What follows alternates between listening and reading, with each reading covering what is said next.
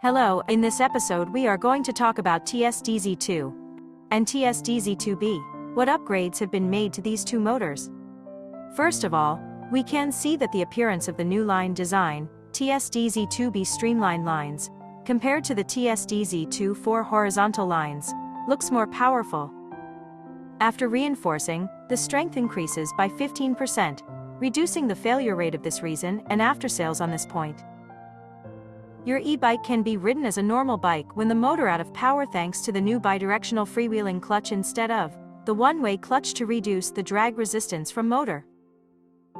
Before the reduction shaft kit can be disassembled into nylon gear, shaft and one-way needle bearing. Now the reduction gear kit is all in one, which is not able to divide, then there's no one-way needle bearing anymore. After cancelling the one-way bearing, the new design is all-in-one nylon gear, which can bear greater torque with external clutch. Before there's no embossing, so friction is limited. The motor might be overturned if it was not mounted or used suitably. Now embossing is added on the surface of the plate so as to increase the friction, then the motor won't be overturned. The fixed reinforcing plate is optimized by adding embossing, depending on which the motor was better fixed even without fixing block. Then the motor is fixed with double protection and avoid the cracking problem of overturning and hitting to the frame when the fixing block was accidentally loosened.